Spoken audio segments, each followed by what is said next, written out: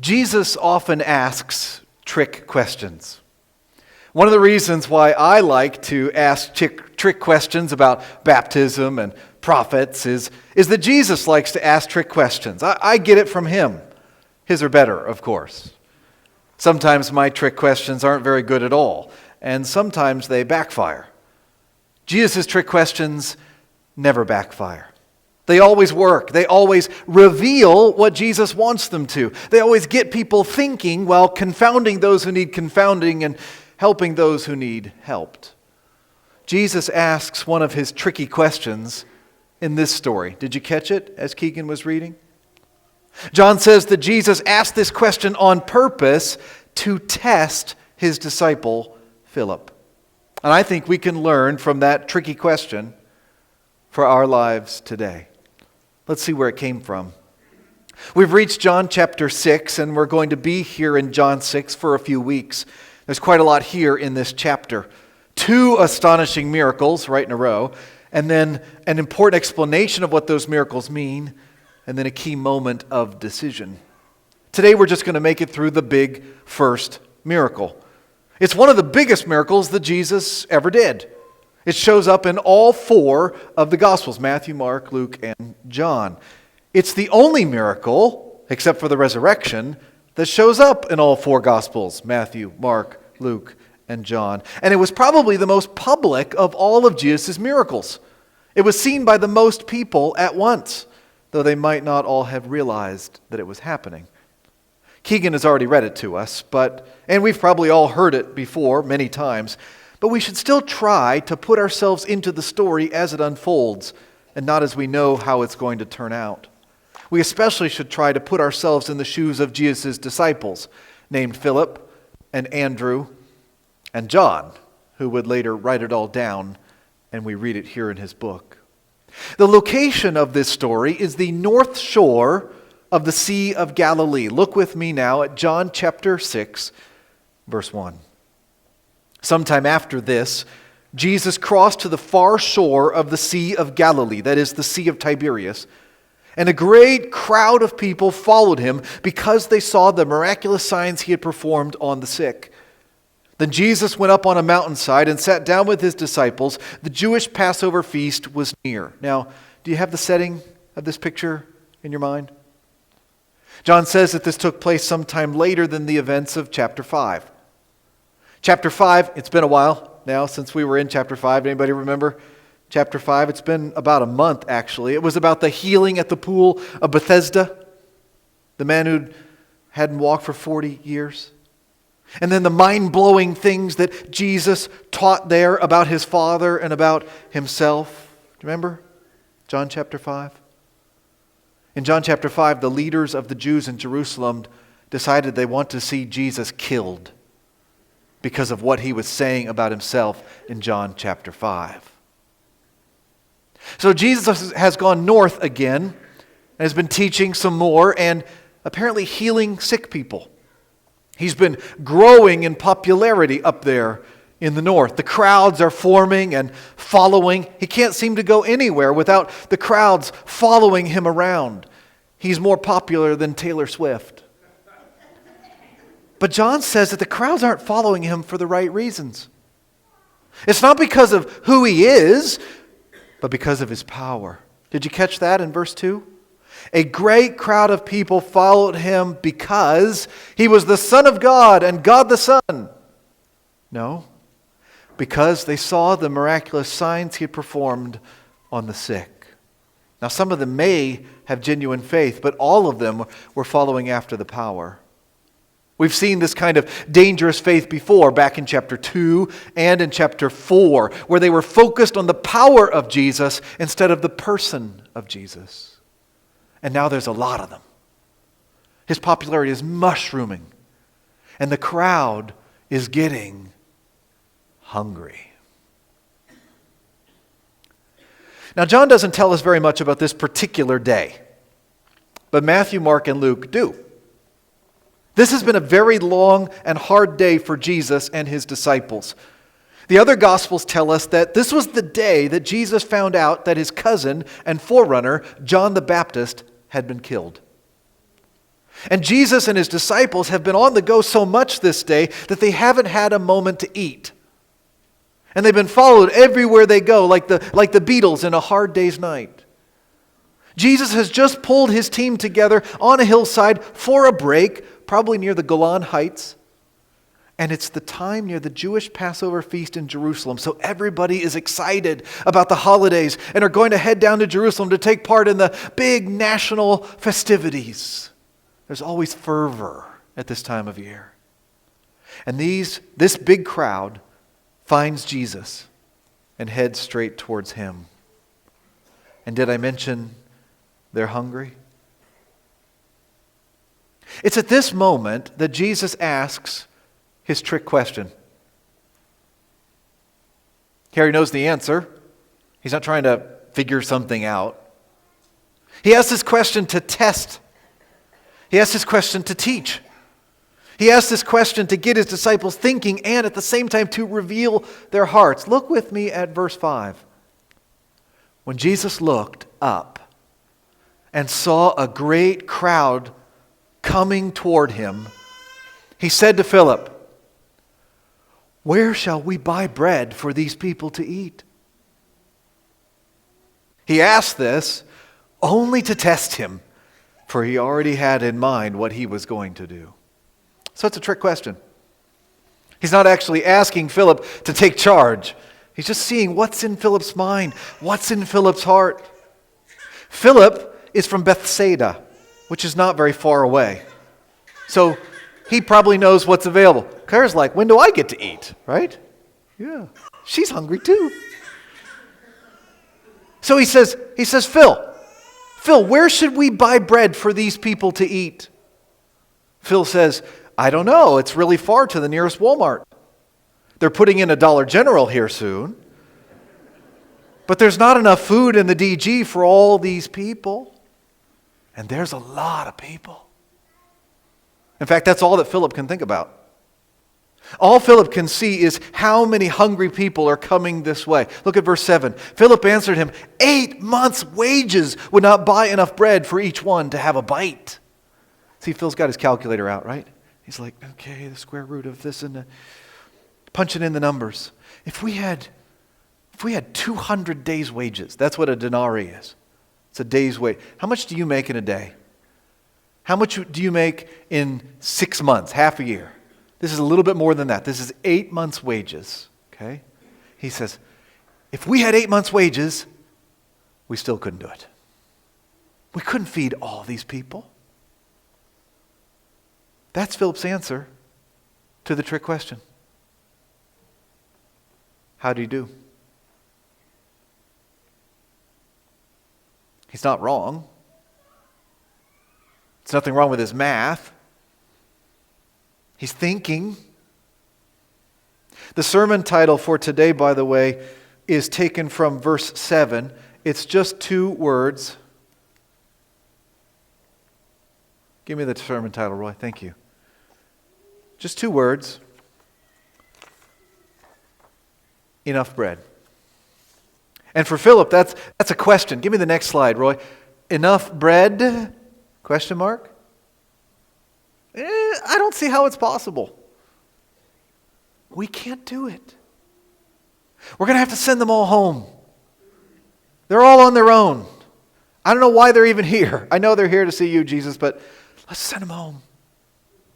Now, Andrew, another one of Jesus' disciples, has been networking. He's been working the crowd. He's a people person. He's like Joe Quick. Joe knows everybody. Everybody knows Joe, right? Everybody know Joe? Anybody here doesn't know Joe? Right? Am I right? I'm right. Andrew knows everybody. And he's been working the crowd, and he finds this kid. And this kid has a little bit of food. Look at verse 8. Another of his disciples, Andrew, Simon Peter's brother, spoke up. Here's a boy with 5 small barley loaves and 2 small fish. But how far will they go among so many? Philip's like, doesn't help at all. Andrew's like, yeah, not far enough. That's Andrew's answer to the trick question. How did he do? There isn't enough bread. there won't be enough bread. We can't do what you are asking, Jesus. Now, we all know what's going to happen, right? Keegan's already read it to us. It's easy for us to judge their answers harshly, but we all do the same thing, don't we? Jesus asks us to do something, and we say, "Whew, that sounds impossible. Can't be done." What should they have said? How should they have answered when Jesus asked his trick question?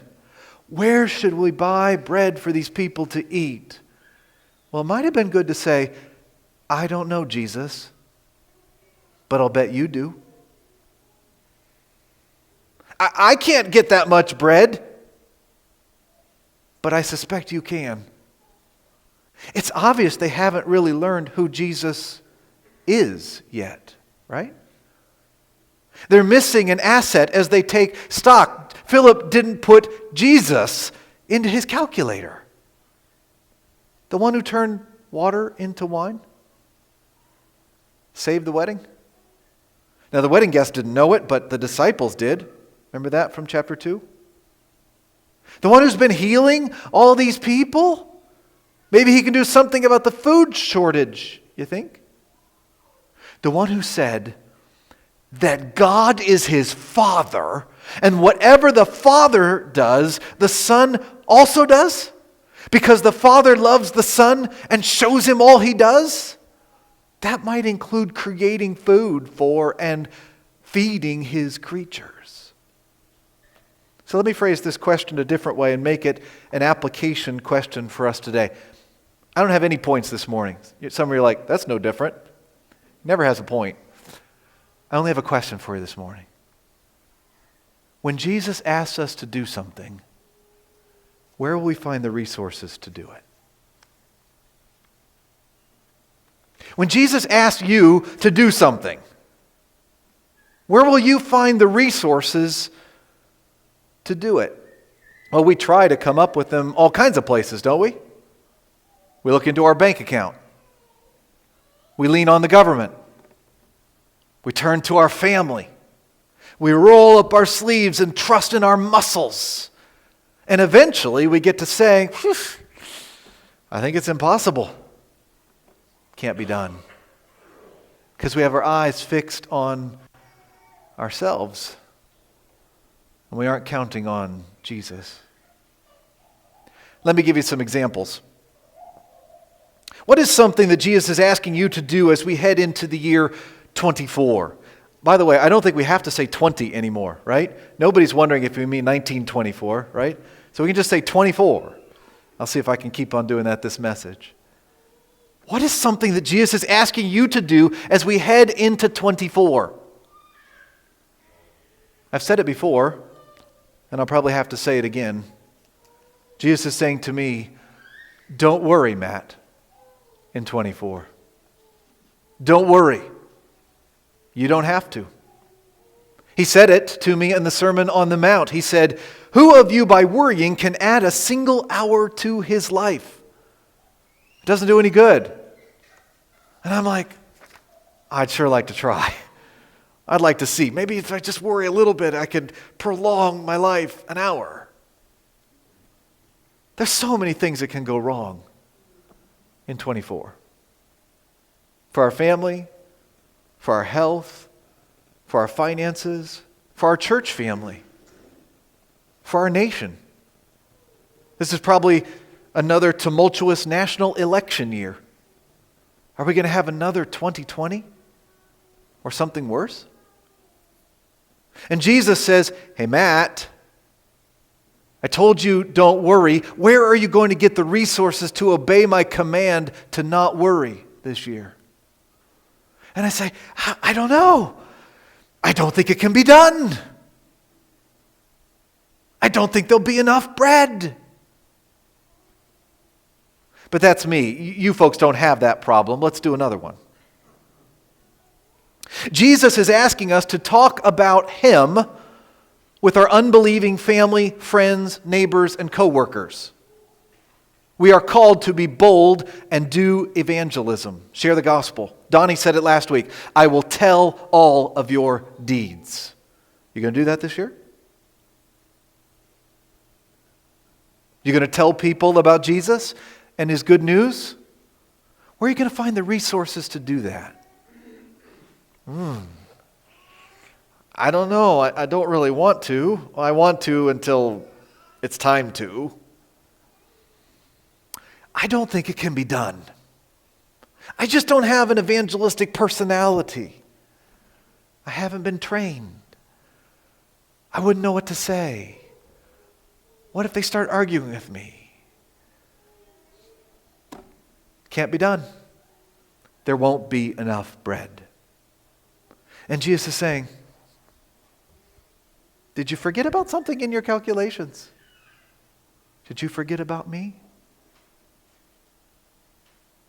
We have a small missions team that we believe has been called to go visit our missionaries in Malawi on our behalf.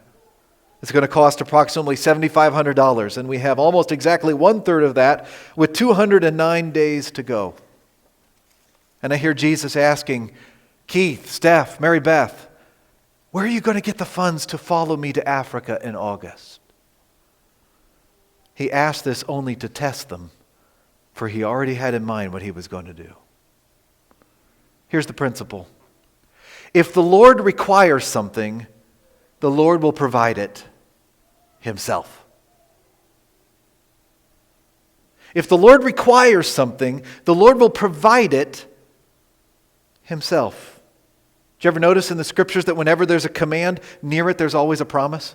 I think that's about a rule of the scriptures. Maybe you might have to go a couple chapters to find it. But when there's a command, there's almost always in the near vicinity the promise of its supply. How to do it. If the Lord requires something, the Lord will provide it himself. Now, he uses lots of things to do it, including his people. But he doesn't just send us out there on our own with nothing but our wits and our wills and our works and our own resources.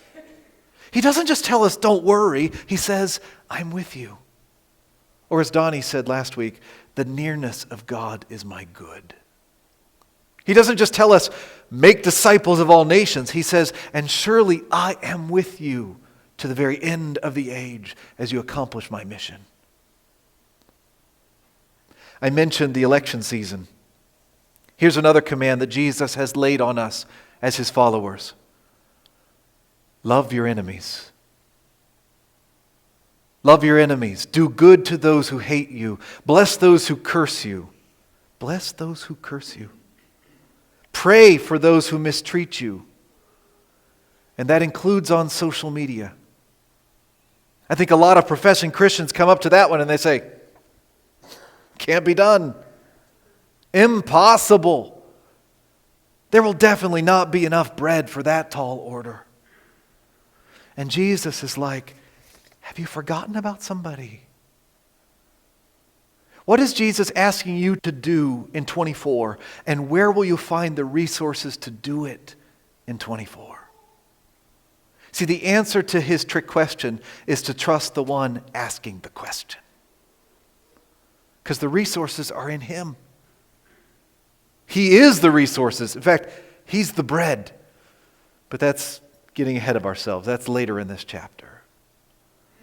Right now, at this point in the story, they have just a tiny little bit of bread, 5 little barley loaves, and a tiny little bit of protein, more like a relish of fish. Probably just a little salted or pickled bit of relish to go with the dry bread. Barley bread, by the way, was the poorest of poor meals. It was what you fed the animals. And there's only here enough for this little boy. Philip and Andrew think it can't be done. There won't be enough bread. And Jesus says, time to eat. Call everybody together. Tell them it's dinner time. Look at verse 10. Jesus said, have the people sit down. They're like, have the people go home, right? No. He says, have the people sit down. There was plenty of grass in that place. And the men sat down, about 5,000 of them. Now we get some numbers. for Philip to put in his calculator, right? There's about 5,000 of them. Over the holiday, our family got together at my parents' house in Ohio for one last hurrah before they sell it. My brother's family came in, and all of us were there, and we all sat down for one last meal together in the old homestead. I'm so glad it worked out for us all to be there. But imagine if Mom and Dad didn't go shopping and didn't make dinner for us. The fridge was bare, the oven was empty, and Mom came out with a little Happy Meal. And there's 15 of us there sitting around the table, and there's this little Happy Meal. There's 5,000 men at this meal. And that doesn't count women and children, right? So are there 10,000 people here? 15? 20,000 people? We don't know. The Bryce Jordan Center, I looked this up, has 15,261 seats. Anybody been in the Bryce Jordan Center? Okay, most of you. Imagine now that the BJC was full. And somebody said, everybody sit down, sit down, sit down, sit down. We're going to eat now, eat now, eat now, eat now. We have 5 barley loaves and 2 small fish. Hope you're hungry. That's the situation. Look at verse 11. Jesus then took the loaves, gave thanks, and distributed to those who were seated as much as they wanted. He did the same with the fish. When they had all had enough to eat, he said to his disciples, gather the pieces that are left over, let nothing be wasted. So they gathered them and filled 12 baskets with the pieces of the 5 barley loaves left over by those who had eaten. Roy, give us the next slide. It's not a question. It's an exclamation. Enough bread. Enough bread. Verse 12 says they all had enough to eat. In fact, it's stronger than that in the Greek. Your verse might say it stronger to indicate that they were all full. They were all satisfied. This was like Christmas dinner at my mom's house. Like if you go home hungry, you're doing it wrong. They had leftovers. They had more than enough bread. A lot of people have wondered if there is symbolism in the 12 baskets. Maybe there is. Maybe it has to do with the 12 tribes of Israel or something and the Messianic feast and so forth. But I think it's a lot more simple than that. I think Jesus made sure that all 12 of the disciples had to carry around a basket afterwards so they got the point of the trick question. Oh yeah, there was enough bread there. I repent. I'm sorry. I'll factor Jesus in next time. We need to factor Jesus into our calculations. It's also like the collecting of the manna in the wilderness. And Jesus will have more to say about that as we go further into chapter 6. But the picture here is abundance. It's blessing. It's overflowing bounty. It is the kingdom. And it's life in Jesus' name. Because of Jesus, they had more than enough bread. Because Jesus is more than enough. If you have Jesus, then you have more than enough. Like Donnie read last week in Psalm 73, my flesh and my heart may fail, but God is the strength of my heart and my portion forever. And if He's our portion, then we will always have more than enough. Amen? Amen. Why did Jesus do this miracle?